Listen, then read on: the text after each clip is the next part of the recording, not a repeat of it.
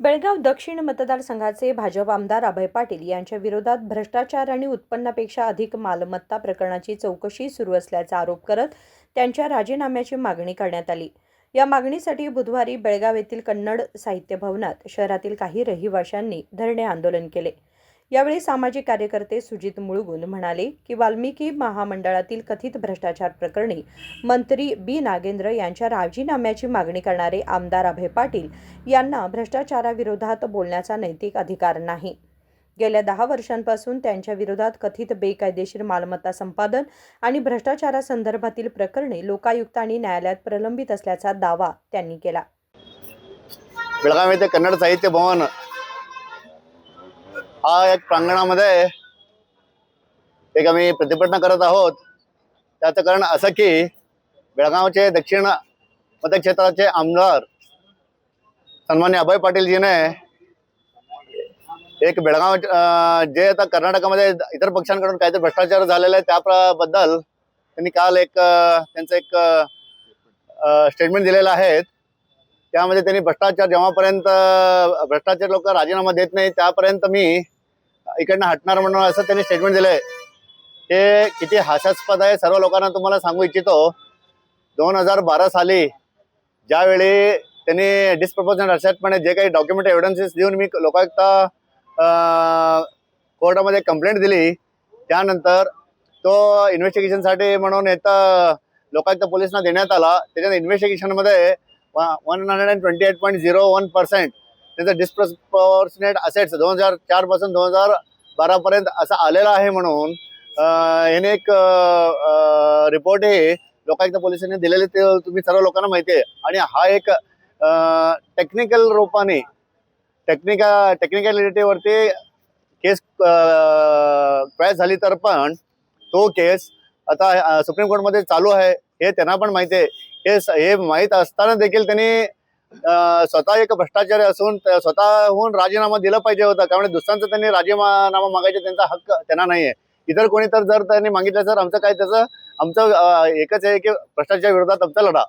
ज्यावेळी भ्रष्टाचाराच्या विरोधात आम्ही लढा करतो त्यावेळी आम्हाला कुठलाही पक्ष, जाती, धर्म किंवा कुठला डिपार्टमेंट काही आम्हाला संबंध नसतो। त्याप्रमाणे आम्ही भ्रष्टाचार विरोधात लढाई करतो।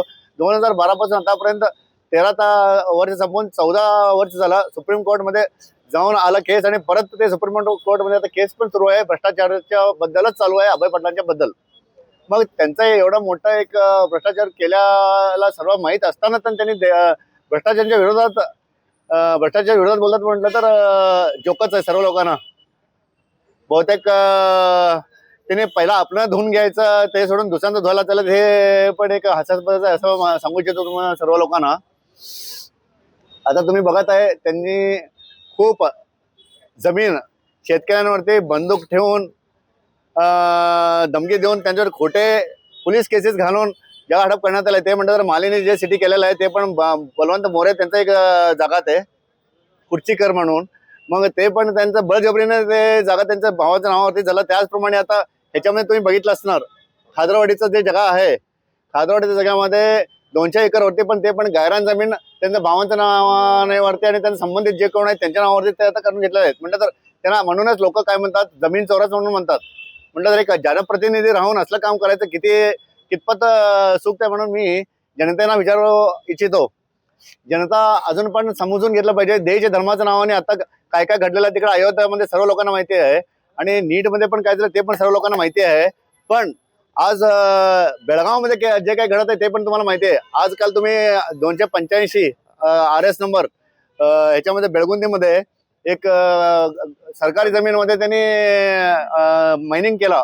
म्हटलं सरकारी जमीनमध्ये त्याच्यामध्ये उल्लेखही नव्हता आधी तरी पण त्यांनी त्याच्यामधनं कोट्यवधी रुपयाचे ते मालमत्ताचे हे घेऊन त्यांनी विकलेले आहेत मायनिंगमध्ये माती घेऊन। मग त्यांनी स्वतःहून एवढा भ्रष्टाचार केलेले आहेत त्याबद्दल जर त्यांनी बोलून घ्यावे। आणि आज मला खरोखर खेद वाटतोय आणि भाजपच्या लोक तिकडे त्यांनी त्यांच्या विरोधात आता आवाज उठवलेत आहेत ना, कोण दुसऱ्या पक्षाचे कोण त्यांनी भ्रष्टाचार केले म्हणून त्यांनी करत आहे त्याबद्दल त्यांचा काय आमचा हे नाही, विरोध नाही आहे। पण जे कोणी आहे त्यांनी तिकडे स्वपक्षातले असणारे अभय पाटीलचा विरोध पण तुम्ही येऊन इकडे बसा, आम्ही तुम्हाला पाठिंबा देतो, तुम्ही आम्हाला पाठिंबा द्या। मग त्यांनी आता भ्रष्टाचारी त्यांच्या स्वतःच्या पक्षातील माणसाचा विरोध त्यांनी उभा केला पाहिजे ना, का उभा करत नाही त्यांनी? त्या जबाबदारी त्यांचं नाही आहे का? मग त्यांची भ्रष्टाचार विरोधात फक्त दुसऱ्या पक्षाचं तेवढंच आहे का? हे मी विचारू इच्छितो. आणि आता तुम्ही स्लम बोर्डमध्ये बघा, स्लम बोर्ड मधलं खूप काही हे आहेत, घरं द्यायचं म्हणून त्याच्याकडनं सरकारकडनं खूप काही त्याच्यामध्ये प्रोजेक्ट्स आहेत. त्या प्रोजेक्टमध्ये पण त्यांना जे खरोखर ते स्लम एरिया म्हटलं तर कुठं वडगाव एरियामध्ये स्लम झालं, तिकडच्या एरियातल्या लोकांचा उपजीवनासाठी सरकारकडून जे काही स्कीम्स आहेत ते सगळं त्यांना द्यायचं, तरी ते होतच नाही आहे. 1700 काहीतरी तिकडे निवास वाटायला पाहिजे होतं, आतापर्यंत 3 वर्ष उलटून गेले, पण फक्त 200 लोकांना वाटलेलं आहे. आणि मच्छा एरियामध्ये त्यासाठी त्यांनी दाखवतात की तिकडं ते स्लम एरिया आहे का, मच्छा साईडला वगैरे एक्सटेन्शनला सगळं शेती जमीन आहे. तसलं त्यांचं जे कोणी फॉलोअर्स त्यांच्या लोकांचं साठी त्यांनी काम करतात असं आम्हाला वाटतंय. आणि कलाभवन जे काही आता ओपन झालं तिकडं, माननीय सिद्धरामय्या माजी मुख्यमंत्र्यांनी ते उद्घाटन केले कला मंदिरकडे, तिकडे कलाभवन, तिकडे आता कुत्रे सगळं फिरायला लागलेत, ते पण चालू करायला देणं त्याच्या कारणीभूत कोण म्हणून तुम्हाला सर्व लोकांना माहितच आहे. त्याचप्रमाणे जनतेचा पैसा आहे, कुठले भ्रष्टाचाराचा पैसा नाही, ते जनताचे पैशाने निर्माण केलेला कलाभवन अजूनपर्यंत बंद आहे. त्याचप्रमाणे इकडे याच्यामध्ये खासबाग जे काही कॉर्नर खासबागमध्ये एक व्हेजिटेबल मार्केट आहे ते अजूनपर्यंत बंद आहे. म्हणतात जेव्हापर्यंत तुमचं सरकार येऊ दे त्याच्यानंतर मी आमच्याच लोकांना वाढतो, असं काहीतरी आहे का? जनताचा पैसा आहे, जे कोणी त्याच्यामध्ये फलानुभवी म्हणतात जे त्यांचं राईट्स असते त्यांना दिलं पाहिजे. गोरगरिबांचा अजूनपर्यंत तुम्ही अन्याय करतायत म्हणून सांगतो. जनता आता तरी शहाणा झालं पाहिजे. भ्रष्टाचाराच्या विरोधात लढायला किंवा तुम्हाला भाष्य करायला तुमचा कुठलाही नैतिक हक्क नाही. म्हणून मी अभय पाटलांना सांगू इच्छितो, जेव्हापर्यंत तुम्ही भ्रष्टाचार बंद करत नाही तेव्हापर्यंत आम्ही गप्प बसणार नाही. आणि तुम्ही खोटा केसेस वगैरे करून खूप लोकांना, ज्यावेळी भाजपचं सरकार होता त्यावेळी नाहक त्रास धरून तुमचं कोण ऐकत नाही, तसं लोकांना कुठल्याही गरीब लोकांना आणि दुसऱ्या संघटनाचा असू दे किंवा दुसरा पक्ष असेल तर त्याच्यावरती दबाव घालून पोलिसांमार्फत तुम्ही त्यांना जेलला पाठवायचं पण कार्य केलेलं आहे. काही लोकांना तरी मर्डर केसमध्ये घातला, काही लोकांना अटेम्प्ट टू मर्डरमध्ये घातला, काही लोकांना तरी तुम्ही एक कॅन्सरचा माणूस चार्टर्ड अकाउंटंट शिवप्रसाद परनाटे त्याला तुम्ही वडगावच्या पोलीस स्टेशनमध्ये घातला. असं सगळं तुम्ही दबाव आणून त्यांना भेडसावण्याचं कार्य केलेलं आहे. पण हे कार्य आता 3 वर्षापर्यंत कोणालाही दिसत नाही आहे, असं काय घडलेलं नाही आहे. पण असं तुम्ही दहशत निर्माण केलेलं आहे म्हटलं तुम्ही सगळ्यात मोठा भ्रष्टाचार आहे म्हणून मी सांगू इच्छितो. आणि तुमचं केस सुप्रीम कोर्टमध्ये सुरू आहे. आमचं लढाई आधीपासून 2012 पासून तुम्ही भ्रष्टाचार आहे म्हणून मी विथ डॉक्युमेंटरी एव्हिडन्सेस दिलेला आहे. आणि त्याच्यामध्ये पण जे मी कंप्लेंट केलेलो आहे त्या कंप्लेंटमध्ये सर्व उल्लेख केलेला आहे.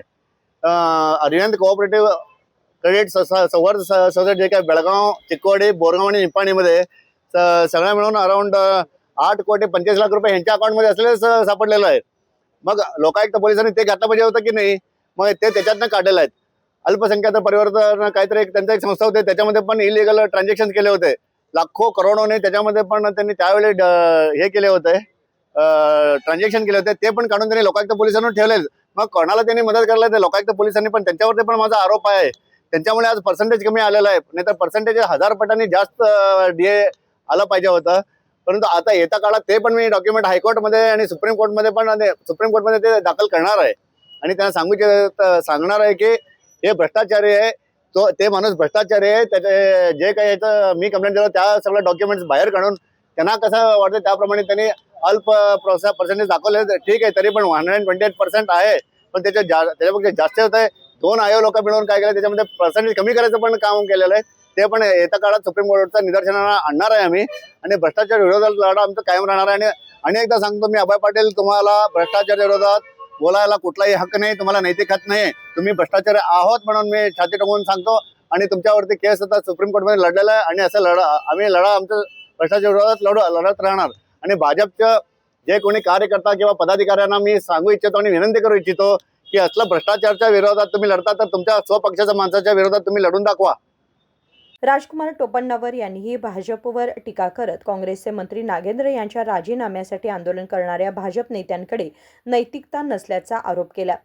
भाजप स्वतःला शिस्तप्रिय पक्ष म्हणवतो, मात्र पक्षातील आमदार अभय पाटील यांच्यावरील आरोपांबाबत मौन का बाळगले जाते असा सवाल त्यांनी उपस्थित केला. हम लोग बेलगाम नगर के जो नागरिक हैं, हम लोगों ने आज प्रोटेस्ट किया है बीजेपी के खिलाफ, तो मैं आज कर्नाटका बीजेपी को पूछता हूँ कि आप भारतीय जनता पार्टी हो या भ्रष्ट जनों का पार्टी हो, क्योंकि ये जो कर्नाटका बीजेपी ने पूरे राज्य में किसी कांग्रेस मंत्री के खिलाफ एक करप्शन चार्जेस का एक मुहिम जो छिड़ा है और उनका डे एंड नाइट आंदोलन चला है कि जब तक वो नागेंद्र को रिजाइन नहीं करवाएंगे वो उनका डे एंड नाइट धरना चालू रहेगा। तो ये मैं स्वागत करता हूँ, एक अपोजिशन पार्टी रूलिंग पार्टी के मिनिस्टर के करप्शन के खिलाफ लड़ना चाहिए, लेकिन लड़ने के पहले बीजेपी को सोचना चाहिए, कर्नाटका स्टेट बीजेपी यूनिट को सोचना चाहिए कि उनका घर ठीक है कि नहीं, क्योंकि जब उनके खुद के एमएलए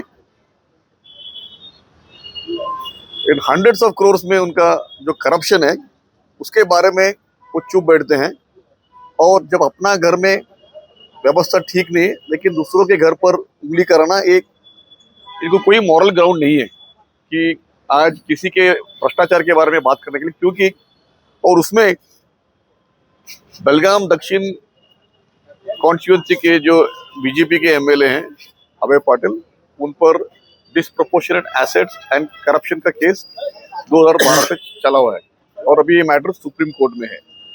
तो उन्होंने इस आंदोलन में नागेंद्र के खिलाफ हम लोग लड़ाई धरना सत्याग्रह करते रहेंगे जब तक वो रिजाइन ना करे बोल के उन्होंने परसों स्टेटमेंट किया। तो मैं बीजेपी को और उनको पूछता हूँ कि तुमको क्या मॉरल ग्राउंड है कि तुम उनके भ्रष्टाचार के बारे में बात करते जब खुद अभय पाटिल हंड्रेड्स ऑफ करोड़ का करप्शन केस में इन्वॉल्व है। तो उनको कोई मॉरल ग्राउंड नहीं है। तो इसीलिए हम लोगों ने आज मुहिम छेड़ा कि जब बीजेपी उनका रेजिग्नेशन मांग सकता है तो हम लोग अभय पाटिल का रेजिग्नेशन मांगते हैं, और बीजेपी को इसके बारे में आके जवाब देना चाहिए, और बीजेपी को पहले उसके खुद के एमएलए को अभय पाटिल को रिजाइन कराना चाहिए। ये हमारा डिमांड है। यावेळी अनिल उपरी, युवराज तळवार, सद्दाम तहसीलदार, सिद्धार्थ चौहान, सचिन तळवार, सलीम संडे, आनंद पुजारी, बलराम संगोळे आदी उपस्थित होते। विनोद कोलकार, KMM मराठी, बेळगाव।